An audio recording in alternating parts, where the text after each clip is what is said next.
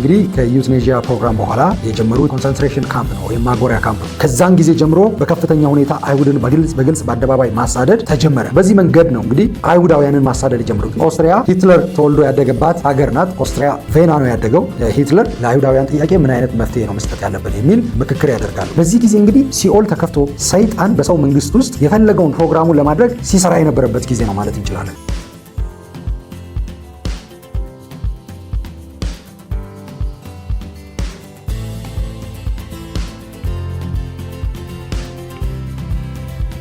ሰላም ተመልካቾቼ እንዴት ናችሁ?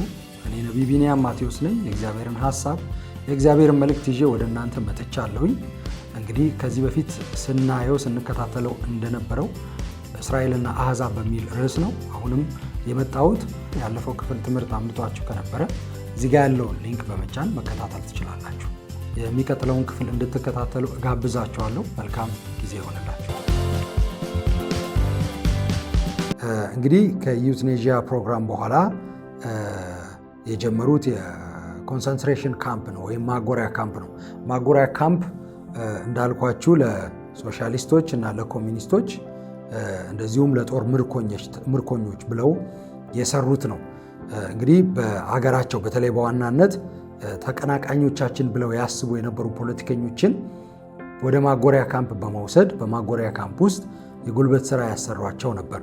ያንን ነበር የሚያደርጓቸው እና ሰዎች በጉልበት ስራ እና በበሽታ በተለያየ መንገድ በወረርሽኝ ነበር የሚሞቱት በማጎሪያ ካምፕ ውስጥ።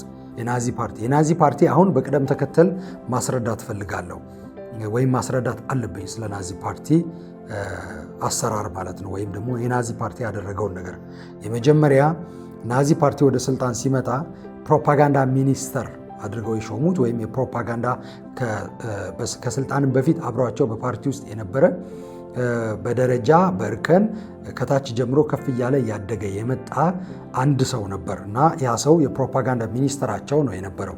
ጆሴፍ ገብል ይባላል። ጆሴፍ ገብል በናዚ ፓርቲ ውስጥ በከፍተኛ ሁኔታ ራሱ ለሂትለር አስተምሮና ለሂትለር ዓላማ አሳልፎ የሰጠ ሰው ነበር። በከፍተኛ ሁኔታ አሳልፎ የሰጠ ሰው ነበር ይህ ጆሴፍ ገብል የሚባል ሰው። ጆሴፍ ገብል ፕሮፓጌት ያደርግ ነበር። የጀርመን ሕዝብን ያሳስት ነበር። ማለት የተለያዩ የሚዲያ ፕሮግራሞችን በመቅረጽ አይሁዳውያን እንዴት ክፉ እንደሆኑ፣ ለጀርመን ሕዝብ ጠንቅ እንደሆኑ፣ የጀርመን ሕዝብ ማደግ ያልቻለው ከዚህ በፊትም ብዙ ጉዳት የደረሰበት በኢኮኖሚም የደረሰበትን ጉዳት እያነሳ በዚህ ምክንያት ነው እንደዚህ ሴራ አድርገው ነው ከጠላቶቻችን ጋር አብረው ነው እንደዚህ በማድረግ ነው በማለት በጀርመን ማህበረሰብ ውስጥ ከፍተኛ የሆነ አይሁድ ጠልነት እንዲስፋፋ የነበረውም ደግሞ ወደ አደባባይ እንዲወጣ በድብቅ የነበረው በመንግስት ደረጃ አይሁድ ጠልነት ፈቃድ ያገኘ እንዲሆን ያደረገ ሰው ነው ጆሴፍ ገብል። ጆሴፍ ገብል ተማሪዎች፣ የጀርመን ተማሪዎች፣ የኤስኤስ አባላት ወይም ደጋፊ የነበሩ የጀርመን ተማሪዎች ተነስተው መጽሐፍ ከላይብረሪ አውጥተው ከዩኒቨርሲቲ ውስጥ መጽሐፍ አውጥተው ከየቦታው ሰብስበው በዛን ጊዜ ብዙ ምሁራን ነበሩ፣ አይሁዳውያን ምሁራን በዓለም ሁሉ ላይ ብዙ መጽሐፎችን የጻፉ ምርምር ያደረጉ ብዙ የጥናት ጽሁፎችን የጻፉ ወይም ብዙ ጥናት የሰሩ ከዚህ የተነሳ ብዙ የጥናት ጽሁፎችና መጽሐፍቶች ሌሎችም የልብ ወለድና ሌሎች ድርሳናት የሂሳብ፣ የፊዚክስ፣ የኬሚስትሪ፣ የባዮሎጂ ሌሎች ልብ ወለዶችም ጭምር ማለት ነው በአይሁዳውያን የተጻፉ በዛን ጊዜ በአውሮፓና በሌላው ዓለም ተስፋፍቶ ነበር እና የነዚህን የአይሁዳውያን መጽሐፎችን ሰብስበው በመሰብሰብ እና በአደባባይ ላይ በማቃጠል ለማስወገድ ፕሮግራም ይቀርጻሉ። እነዚህ የጀርመን ወጣቶች በዛ ጆሴፍ ገብልን ይጋብዙታል። ጆሴፍ ገብል እንግዲህ ትልቅ ንግግር አድርጓል። ከፍተኛ ሕዝብ ድጋፍ ያገኘ ንግግር፣ ፕሮፓጋንዳ ንግግር ያደረገበት ነው። የአይሁድ የምሁራዊ አስተሳሰብና ምሁራዊ አስተምሮ ዘመን አብቅቷል።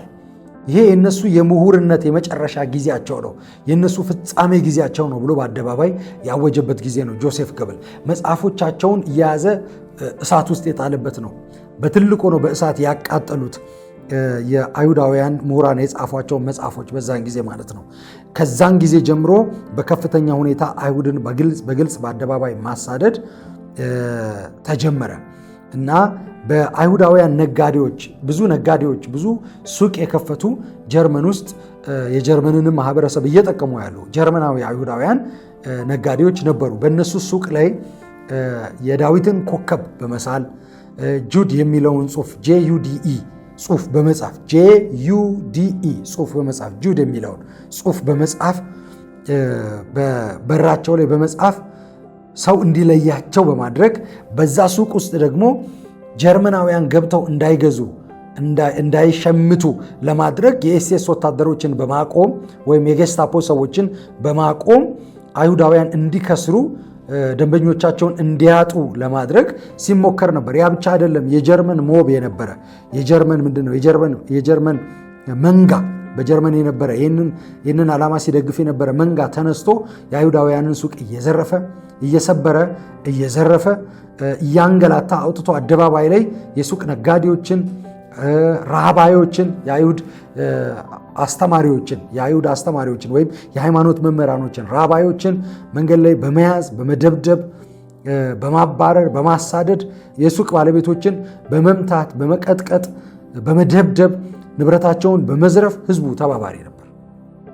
ተባባሪ ነበር። በዚህ መንገድ ነው እንግዲህ አይሁዳውያንን ማሳደድ የጀመሩት። ከዚህ የተነሳ በጀርመን የነበሩ ብዙ አይሁዳውያን ተሰደው ወደ ተለያየ የአውሮፓ ክፍል እና ወደ ተቀረው ዓለም በተለይ ወደ አሜሪካ መሰደድ ይጀምራሉ። በዚህ ጊዜ እንግዲህ በጀርመን ሲሰደዱ በአሜሪካ ደግሞ ብዙ ስደተኞችን ላለመቀበል ፖሊሲ ስለነበር በዛን ጊዜ ብዙ አይሁዳውያን ወደ አሜሪካ ለመግባት የነበራቸው ወይም አመልክተው የነበሩ ጥያቄ ከአውሮፓና ከጀርመን ማለት ነው ተቀባይነት ሳያገኝ ቀርቶ በጀርመን ለመቆየት ተገደዋል።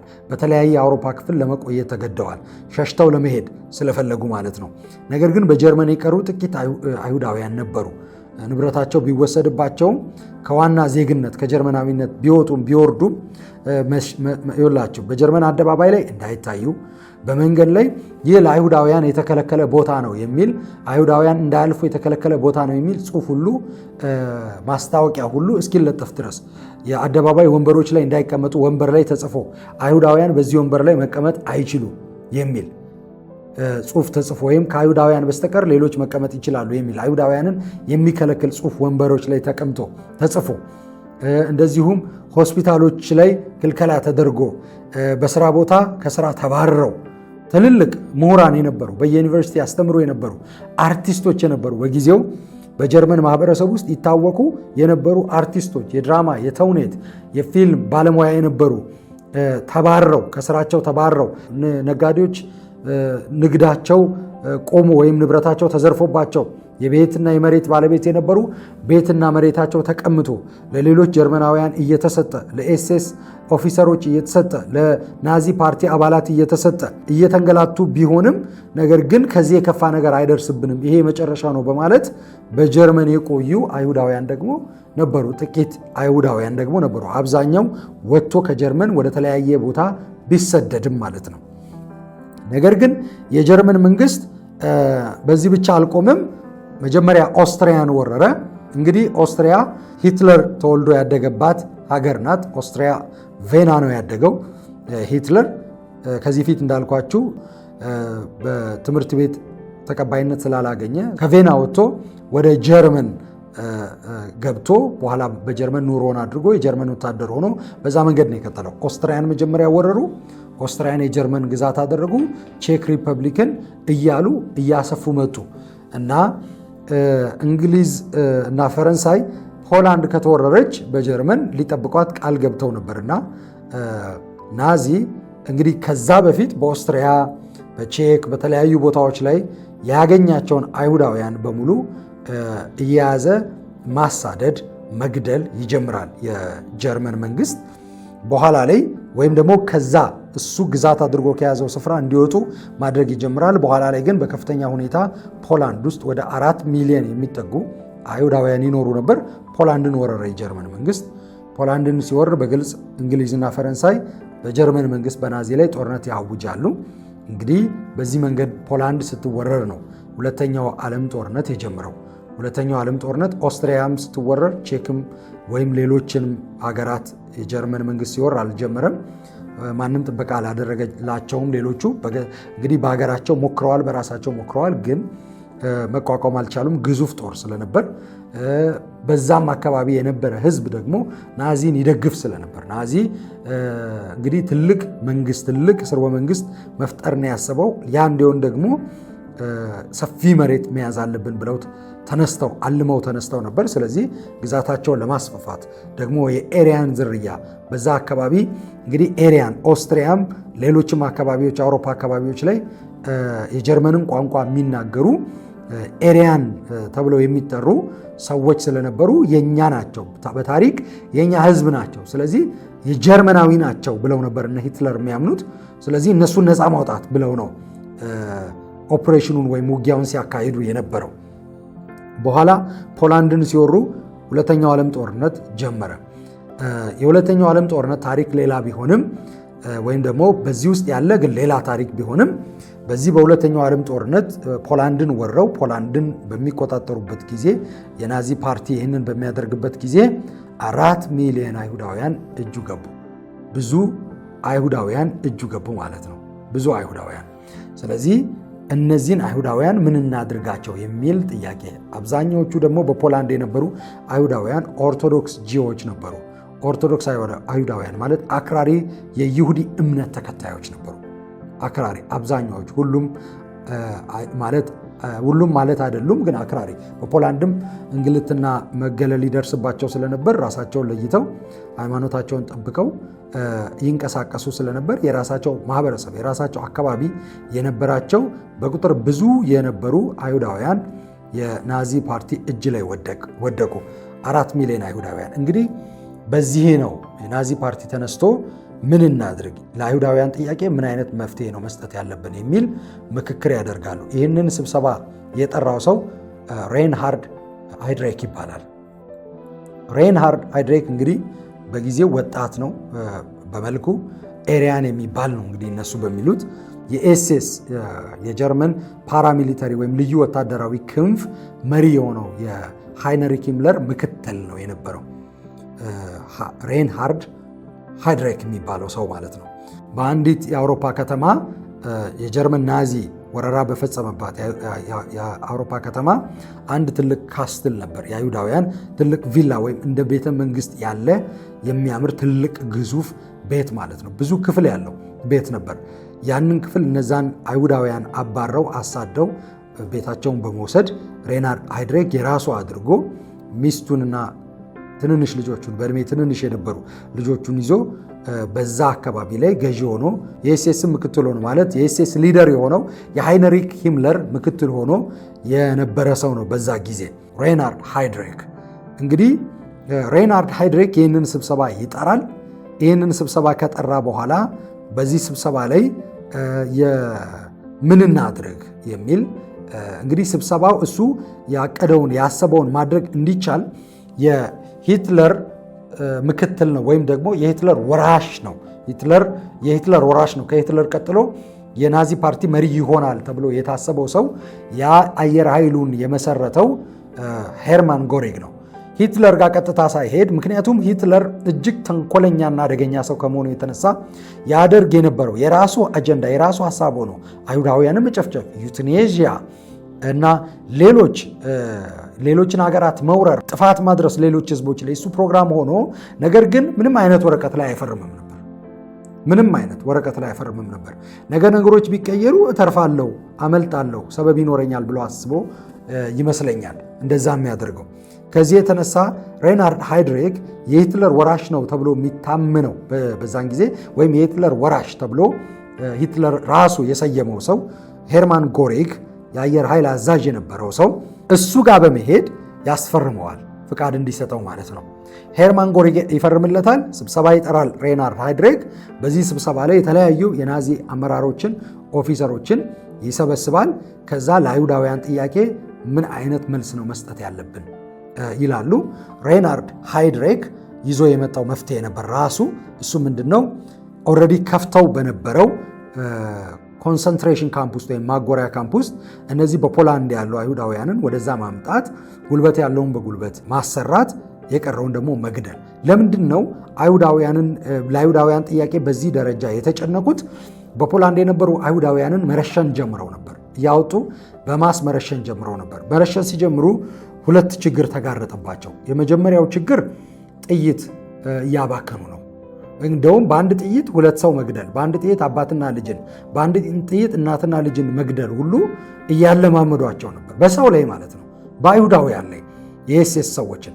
የመጀመሪያው ችግር የመሳሪያ የጥይት ውጊያም ላይ ስለሆኑ ብዙ ገንዘብ ስለሚፈልግ፣ ስለዚህ እነዚህ ደግሞ 4 ሚሊዮን አይሁዳውያንን በጥይት መግደል በጣም አዋጭ መስሎ አልታያቸውም፣ ከወጪ አንጻር ማለት ነው፣ ከገንዘብ አንጻር። ሁለተኛው ችግር ምንድን ነው? የመጀመሪያው ችግር ይሄ ነው። ሁለተኛው ችግር ምንድን ነው? የሚገድሏቸው የኤስኤስ ወታደሮች ምንም ጨካኝ ቢሆኑ፣ ጭካኔ እነሱ ያስተማሯቸው ቢሆንም ግን መሰላቸት ጀመሩ። አንዳንዶቹም በእንቅልፋቸው በተለያየ መንገድ መጨነቅ፣ መሰቃየት ጀመሩ፣ ሰውን እየገደሉ ማለት ነው።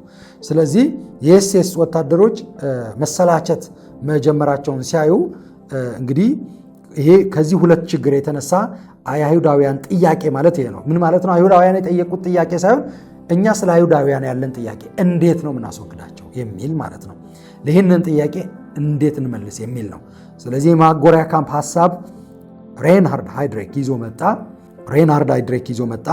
በማጎሪያ ካምፕ ውስጥ ያኔ ዩትኔዥያ ጀምረው የነበረውን ፕሮግራም መቀጠል፣ ሰዎች ሻወር እንዲወስዱ ማድረግ፣ በሚገል ኬሚካል ጋዝ ማለት ነው፣ በዛ ተቃጥለው እንዲሞቱ ማድረግ፣ ደግሞ ያንን በማስ ለማድረግ ሻወሩን በስፋት ማዘጋጀት፣ ቤቱ ጣራውን በሙሉ ሻወር ማድረግ ማለት ነው።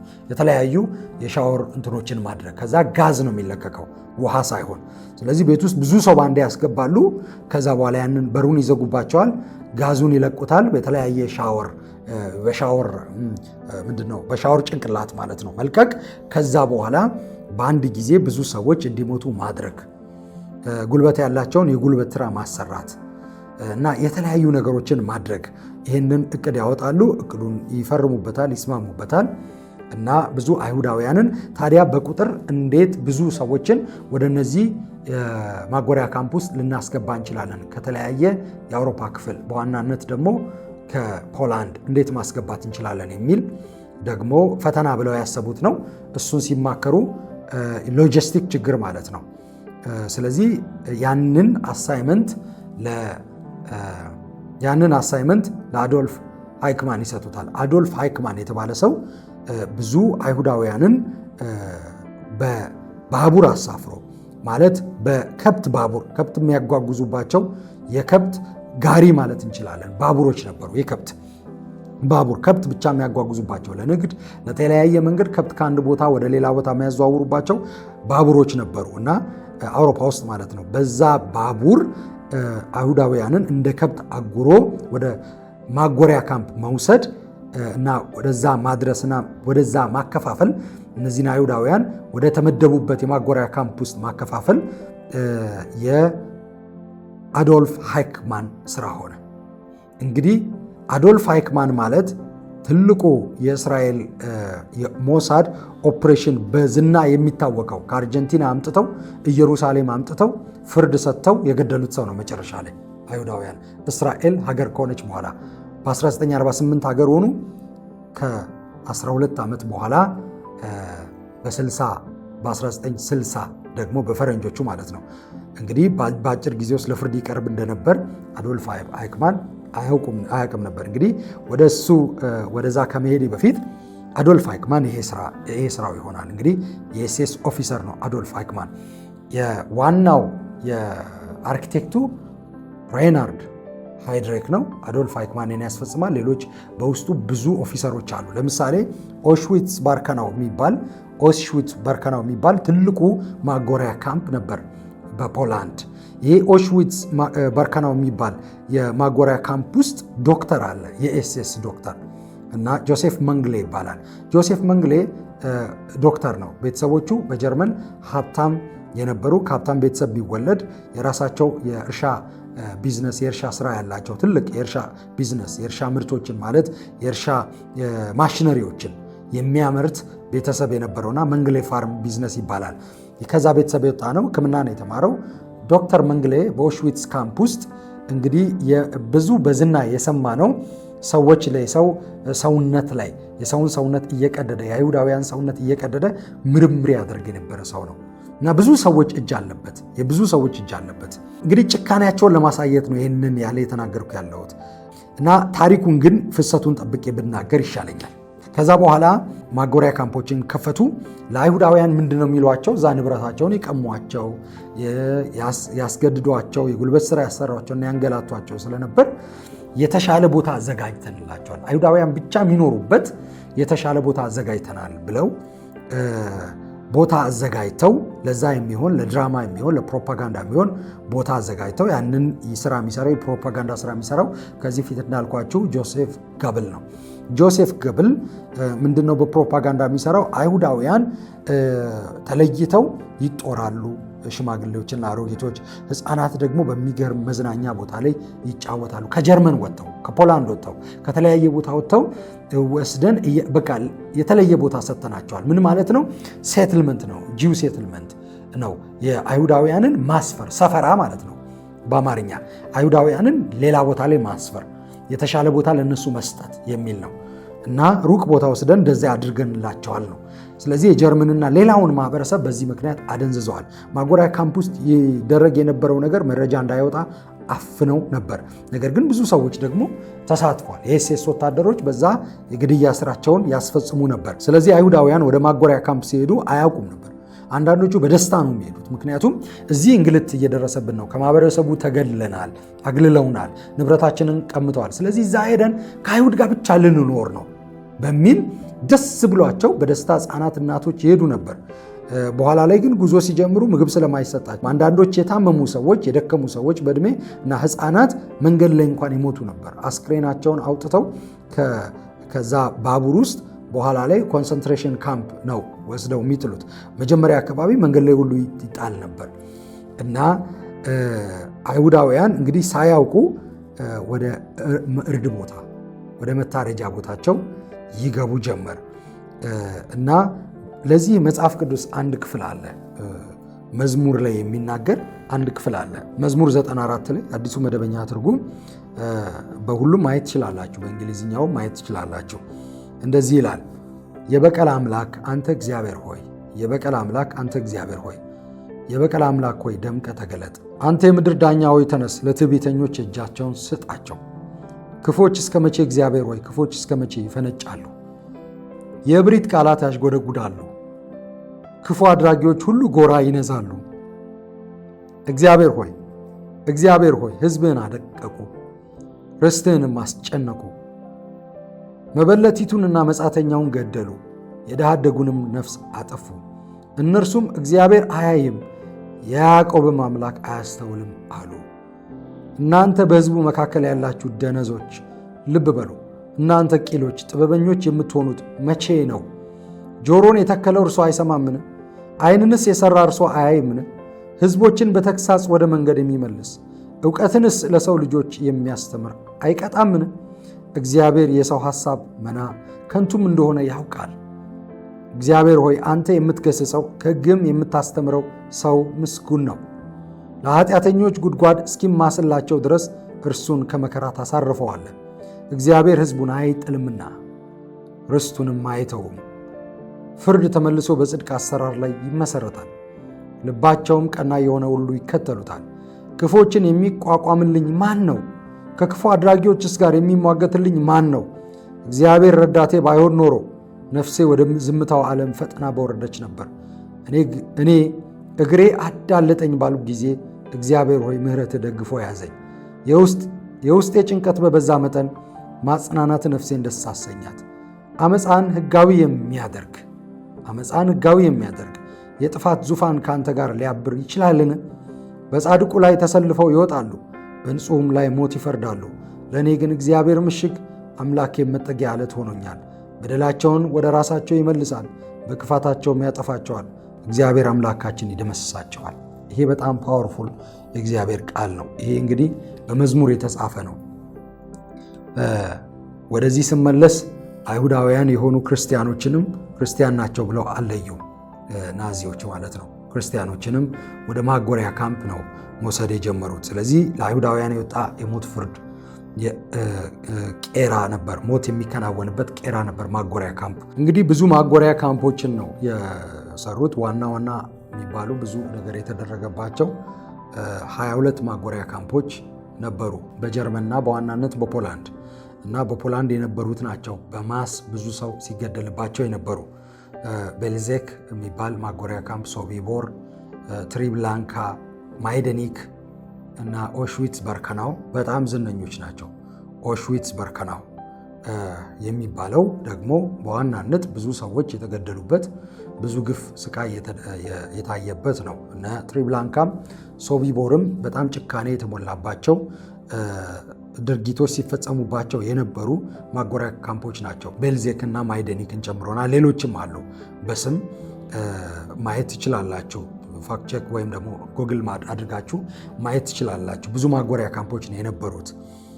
ከህፃን እስከ አዋቂ ድረስ አይሁዳውያንን ወደዛ ወደ ማጎሪያ ካምፕ ማጓዝ ነው የጀመሩት። ከህፃን እስከ አዋቂ ድረስ እንግዲህ ወደ ማጎሪያ ካምፕ ሲወስዱ በዋናነት ትኩረቴ አይሁዳውያን ላይ የደረሰው መናገር ስለሆነ ወደ ማጎሪያ ካምፕ ሲወስዱ መጀመሪያ እንግዲህ በጣም የሚያሳዝኑ ቪዲዮዎች፣ የሚያሳዝኑ ምስሎች አሉ። አሁንም ማለት ነው እንግዲህ በዛን ጊዜ የተቀረጹ በዋናነት ለፕሮፓጋንዳ ተብሎ በጆሴፍ ገብል በጀርመን መንግስት የተሰሩ ናቸው። ነገር ግን ቢሆንም እዛ ላይ ያሉ ኢቨን ብዙ ሸፋፍነውም ቢሆን እዛ ላይ ብዙ ግፎችን ብዙ አሳዛኝ ነገሮችን ማየት ይቻላል። እና እነዚህ እንግዲህ ወደ ማጎሪያ ካምፕ ሲወስዷቸው ሰብስቧቸው በዋገን ትራክ ውስጥ ወይም ደግሞ በከብት ባቡር አድርገው ሲወስዷቸው ከወሰዷቸው በኋላ ወደ ማጎሪያ ካምፕ ሲመጡ ቤተሰብ እናትና ልጅን ይለያሉ፣ አባትና ልጆችን ይለያሉ። በኦሽዊትስ ደግሞ ሲደረግ የነበረው ኦሽዊትስ በዋናነት ማለት ነው መንትዮችን መንታ መሆናቸውን ቤተሰብን ይጠይቃሉ። መንታ ናቸው። በተለይ ደግሞ ተመሳሳይ መልክ ያላቸው አይደንቲካል ትዊን የሚባሉ ማለት ነው መንታዎችን መንግሌ ጆሴፍ መንግሌ በጣም ይፈልግ ነበር። ጆሴፍ መንግሌ ዶክተሩ ማለት ነው። ይህ ጆሴፍ መንግሌ የተባለው ዶክተር እነዚህ አይደንቲካል ትዊኖችን መንታዎችን የሚፈልግበት ምክንያት የኤሪያን ዘር መንታ እንዲወልዱ እንዴት ነው የሚደረገው የሚለውን ጥናት ሰራለሁ ብሎ ነው። እና በሰውም ሰውነት ላይ ከመንታም ውጪ ሌሎች ያደረጋቸው ነገሮች አሉ። ለምሳሌ በአይሁዳውያን ሰውነት ላይ ብዙ ነገር ሲያደርጉ ነበር። ጆሴፍ መንግሌ ብቻ ሳይሆን እሱ ዋና ፌመሱ ማለት ዋና ኢንፌመስ የሚባለው ማለት ነው መጥፎ ስም ያለው ማለት ይቻላል። በእንግሊዝኛ ፌመስ ሳይሆን ኢንፌመስ ነው የሚባሉት እነዚህ ሰዎች። ኢንፌመሱ ጆሴፍ መንግሌ ቢሆንም ሌሎችም ብዙ ሰዎች ተባብረውታል፣ ብዙ አድርገዋል። እና የጀርመን ወታደሮች በጦርነት እግራቸው የሚቆረጥ አካላቸውን የሚያጡ እንዴት ነው እግር ደግሞ እንዲኖራቸው ማድረግ የሚቻለው እግር እንዲበቅል ማድረግ የሚቻለው በሕክምና በሚል በምርምር የአይሁዳውያንን እግር በመቁረጥ እግራቸውን አጥንታቸውን በመስበር ገና ማደንዘዣ ሳይወጓቸው ማለት ነው ምንም ሳያደርጉ በማሰቃየት ምርምር ያደርጉ ነበር። የታይፎይድ በዛን ጊዜ ወይም ታይፈስ በጣም ከፍተኛ የሆነ ብዙ ሰዎችን የሚጨርስ በሽታ ነበርና የሱ መድኃኒት ፍለጋ እና በሱ ጉዳይ በታይፈስ ጉዳይ ምርምር ለማድረግ በዛ በሽታ ጉዳይ ምርምር ለማድረግ ታይፈስን ኢንጀክት ያደርጓቸው ታይፈስን ይወጓቸው ነበር። አይሁዳውያንን በብዛት ማለት ነው ይወጓቸው ነበር፣ ሙከራ ያደርጉ ነበር። መንታዎችን ወስዶ ጆሴፍ መንግሌ ተመሳሳይ መልክ ያላቸው መንታዎች ወስዶ አንደኛውን ልጅ እንግዲህ ህፃናትን ማለት ነው አንደኛውን ልጅ በበሽታ ይወጋዋል። ሌላኛው ላይ ምን አይነት ምልክት ነው የሚኖረው ለውጥ የሚኖረው ያልተወጋው ላይ መንትያ እንደዛ ነው ወይ የሚሰራው የሚለውን ለማጣራት በጣም እጅግ ጭካኔ የተሞላበት ይሄ የሕክምና ሙያ ባህሪ አይደለም። ይሄ ኢሰብአዊ የሆነ የጨካኝ ሰው በዚህ ጊዜ እንግዲህ ሲኦል ተከፍቶ ሰይጣን በሰው መንግስት ውስጥ የፈለገውን ፕሮግራሙን ለማድረግ ሲሰራ የነበረበት ጊዜ ነው ማለት እንችላለን። የናዚ ዘመን የናዚ ጊዜ ማለት ነው።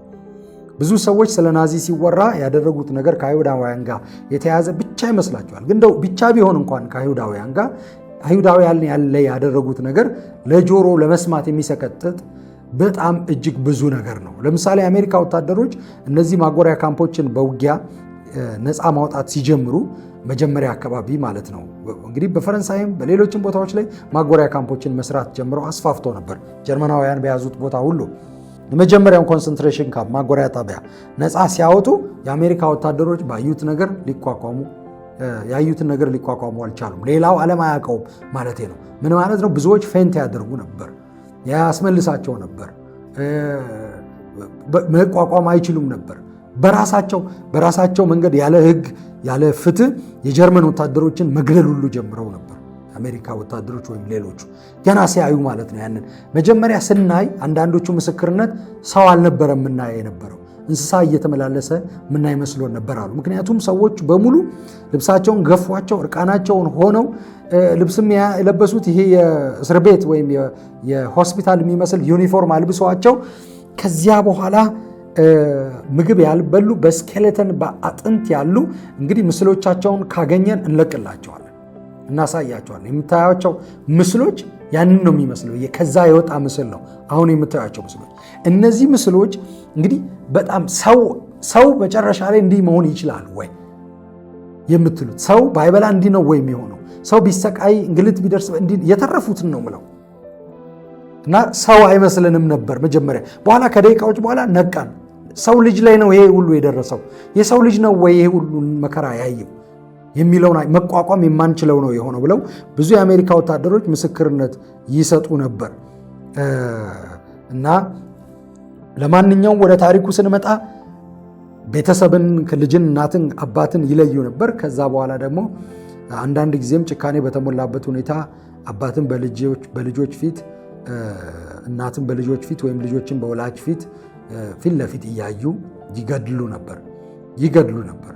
አንዳንድ ጊዜም አባትን ወይም ደግሞ እናትን ወይ ልጆችን ቀድመው ከገደሉ በኋላ ሲሰቃይ ወላጅ ልጆችን ካሳዩ በኋላ መልሰው ልጆችን ይገላሉ።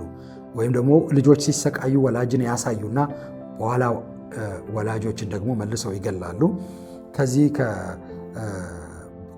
እንግዲህ ከጋዙም ውጪ ሰዎችን ኦቭን ውስጥ እየከተቱ በኦቭን እያቃጠሉ የሰዎችን አስክሬን ሙሉ በሙሉ ለማስወገድ ማለት ነው አመድ ለማድረግ ሰዎችን ያቃጥሉ ነበር። ይኸውላችሁ በዛን ጊዜ ጀርመን ማዕቀብ ተጥሎባት የጀርመን ገንዘብ በዓለም ላይ በየትኛውም ሀገር ማለት ነው በአውሮፓ ተቀባይነት እንዳያገኝ ማዕቀብ ተጥሎባት ነበር። ስለዚህ ሀብት በተለይ ደግሞ ከአይሁዳውያን ከፍተኛ የሆነ ሀብት ይዘርፉ ነበር፣ ቤት ይዘርፉ ነበር። ሌሎች ኢቭን የሚገርማችሁ በጣም በሚያሳዝን ሁኔታ የማጎሪያ ካምፕን ወጪ ይችሉ የነበሩት አይሁዳውያን ናቸው። የራሳቸውን ቄራ የራሳቸውን እርድ ወጪ ይችሉ የነበሩት አይሁዳውያን ናቸው። አንደኛ በጉልበት ስራ በመስራት፣ ሁለተኛ ደግሞ ሀብታቸውን በመቀማት ያ ሀብት ለዛ ይውል ነበር። ስለዚህ ወጫቸውን ራሳቸው ይችሉ ነበር። ያ ብቻ አይደለም። አንዳንድ ጀርመናውያን ጨካኝ የኤስኤስ በተለይ ደግሞ ሴት የኤስኤስ ኦፊሰሮች ወይም ደግሞ የናዚ አባላት የነበሩ በዛ ማጎሪያ ካምፕ ውስጥ ይሰሩ የነበሩ የቆዳቸውን የአይሁዳውያን ቆዳ በመግፈፍ ቦርሳ፣ የጆሮ ጌጥ፣ የአንገት ጌጥ እና የተለያዩ ጌጣጌጦችን በሰው ቆዳ ይሰሩ ነበር። ጌጣጌጦችን መስራት ብቻ ሳይሆን የሰውን ጭንቅላት አድርቀው የሰውን ጭንቅላት ማለት ነው እስከል እንግዲህ እንትኑን አድርቀው እስከሉን በቤታቸው ውስጥ በሳሎን ለጌጥነት ሁሉ ይጠቀሙ ነበር። ወስደው የአይሁዳውያንን እስከል የአይሁዳውያንን የራስ ቅል ማለት ነው የራስ ቅል ወስደው በቤት ውስጥ ለጌጥነት ሁሉ ይጠቀሙ ነበር። በዚህ ደረጃ ነው ሰው እንዳልሆኑ ማድረግ የጀመሩት። መጀመሪያ አይጦች ናቸው ነው ማለት የጀመሩት። ጆሴፍ ገብል ፕሮፓጋንዳ በሚሰራበት ጊዜ አይጦች እርስ በርስ ሲርመሰመሱ፣ ከዛ ደግሞ አይሁዳውያን እርስ በርስ ደግሞ ሲርመሰመሱ ማለት ምግብ አንዱ ሌላውን ሲቀማ፣ ባህል በፍጥነት ሲበሉና ሌሎች አይነት ቪዲዮዎችን በውሸት ማለት ነው ለፕሮፓጋንዳ የሚሆኑ ቪዲዮዎችን በማሰራት ለጀርመን ማህበረሰብ ያሳዩ ነበር። ስለዚህ ጎን ላይ አይጥ ጎን ላይ ሰው አይሁዳዊ፣ ስለዚህ አይሁዳዊ ከአይጥ ጋር እኩል ነው የሚለውን የጀርመን ማህበረሰብ እንዲያምንና በዚህ መንገድ አይጥ እንደሆኑ አድርገው እንዲያዩ ያስተምሯቸው ነበር። ይሄ የጀርመን መንግስት ፕሮፓጋንዳ ስራ ነው የነበረው እና ሀብታቸውን ከዘረፉ በኋላ ወርቃቸውን ኢቭን ጥርሳቸው የሚገሏቸውን ሰዎች ጥርስ ከፍተው ያዩ ነበር። የወርቅ ጥርስ ያለውን ነቅለው ይወስዱ ነበር የሚገሏቸውን ሰዎች። ጥርሳቸውን ከፍተው ከጥርሳቸው ውስጥ ወርቅ ያወጡ ነበረ። ወርቅ ከእጃቸው፣ ወርቅ ከአንገታቸው፣ ወርቅ በቤታቸው ያለ ይወስዱ ነበር። ስለዚህ ይህንን ወርቅ ለዓለም አቀፍ ገበያ ለማቅረብ ይጠቀሙ የነበረው ራሷን ኒውትራል አድርጋ ጠርታ የነበረችው ሀገር ራሷ የተለየው ነኝ በአንደኛውም በሁለተኛውም ዓለም ጦርነት በእነዚህ ጦርነቶች ውስጥ ከማንም ጋር አይደለሁም፣ ከሌላው አውሮፓም ጋር አይደለሁም፣ ከጀርመንም ጋር አይደለሁም በሚል ወይም ጀርመንና ጣሊያን አብረው ነበር ከነሱ ጋር አይደለሁም በሚል ራሷን አግልላ የነበረችው ስዊዘርላንድ ናት። ስዊዘርላንድ እንግዲህ ስዊዝ ባንክ ብዙዎቻችሁ የምታውቁት ይመስለኛል። ስዊዝ ባንክ እንግዲህ እነዚህ የተዘረፉ ከአይሁድ የተዘረፉ ምርቶችን ወይም ሀብቶችን ወደ ስዊዘርላንድ በማሸሽ አንዳንዶቹን በቀጥታ በስዊዝ ፍራንክ በመቀየር ወደ ሌላው ዓለም ከሌላው ዓለም የሚፈልጉትን መሳሪያና ሸቀጥ ለመግዛት የጀርመን መንግስት ይጠቀም ነበር። ሁለተኛ ወርቆቹን ደግሞ ከአይሁድ የተዘረፉ ወርቆቹን በማቅለጥ በስዊዝ ባንክ ውስጥ በተለያየ ቅርጽ በመስጠት የጀርመን በማድረግ በስዊዝ በኩል ማለት ነው በስዊዘርላንድ በኩል የተለያየ በማቅለጥ የተለያየ ቅርጽ በማውጣት እና ለዓለም ገበያ ያቀርቡ ነበር እና በስዊዘርላንድ ባንክ ውስጥም ያስቀምጡ ነበር እና ኒውትራል ነኝ ትል የነበረው ስዊዘርላንድ እንኳን ከናዚ ጋር ተባባሪ ነበረች። በአይሁዳውያን ጉዳይ መተባበር ብቻ ሳይሆን ጀርመናውያን አይሁዳውያን ወደ ስዊዘርላንድ መግባት እንዳይችሉ ለመከልከል ጀርመናውያን አይሁዳውያን ማለት ነው ስዊዘርላንድ ሌሎች ጀርመናውያን በሙሉ ወደ ስዊዘርላንድ በነፃነት መግባት መውጣት እንዲችሉ ፈቅዳ ነበርና ነገር ግን ጀርመናውያን አይሁዳውያን ወደ ስዊዘርላንድ መግባት እንዳይችሉ ክልከላ ለማድረግ ስለፈለገች የጀርመን መንግስትን የአይሁዳውያንን ፓስፖርት ላይ ጄ የሚል ጽሑፍ ጻፉ። ጄ የሚል ፊደል የጄን ፊደል ጂው የሚል ማለት ነው ወይም ጁድ የሚለውን ፊደል ስም ለመጠቀም እሱን ጄን ፊደል ጻፉ ፓስፖርት ላይ የአይሁዳውያን ፓስፖርት ላይ ብቻ ጻፉ ብላ ስዊዘርላንድ የጀርመን መንግስትን ጠይቃ የአይሁዳውያን ፓስፖርት ላይ ጀርመን አይሁዳውያን ፓስፖርት ላይ ጄ የሚል ፊደል ተጽፎ ነበር። ይህ ራሷን ኒውትራል ነኝ ብላ የምትጠራ ከማንም ወገን አይደለሁም ብላ የምትጠራ ስዊዘርላንድ እንኳን በአይሁዳውያን ላይ የሰራችው በደል ነው። ሌላው ዓለምም እንደዚሁ ዝም ብሎ ነበር ሲያይ የነበረው። እንግዲህ እንግሊዝ ከጀርመን መንግስት ጋር እየተዋጋች ቢሆንም ብዙ አይሁዳውያን ግፍ እየደረሰባቸው ፓለስታይን በጊዜው ፓለስታይን የሚባለውን ግዛት ይዛ የነበረው ታስተዳድር የነበረችው እንግሊዝ ናት። አረቦችን ላለማሳዘን ብላ እንግሊዝ አይሁዳውያን በአውሮፓ እየተሰደዱ እየታደኑ እንደ አውሬ እየታደኑ እየተገደሉ በነበረበት ዘመን ወደ ፓለስታይን እንዳይመጡ ክልከላ ጥላ ነበር እንግሊዝ ከ1941 ወይም ከ1940 እስከ 1945 ድረስ እንግዲህ ጦርነቱ እስኪያበቃ ድረስ ማለት ነው። በዋናነት ደግሞ እነዚህ የኮንሰንትሬሽን ካምፕ እንቅስቃሴዎች በዋናነት በደንብ የተስፋፉት ከ1939 ጀምሮ ከ1938-39 ጀምሮ ነው። ደግሞ እጅግ ክላይማክሱ ላይ ደርሰው የነበሩት ከ1942 እና 43 በኋላ እስከ 1945 ድረስ ነው። በነዛ ጊዜያቶች ውስጥ ብዙ አይሁዳውያን ከአውሮፓ ወጥተው በተለይ ደግሞ ጀርመን ይዛ ከነበረው ግዛት ከፖላንድ በኋላም ላይ ዩክሬን እና ሌሎች የራሲያ ግዛቶችን ይዛ በዛ ያገኛቻቸውን አይሁዳውያን በሙሉ ልታፈልስ ጀምሯል። ወደ ኮንሰንትሬሽን ካምፕ ወይም ደግሞ ወደ ማጎሪያ ካምፕ ማለት ነው።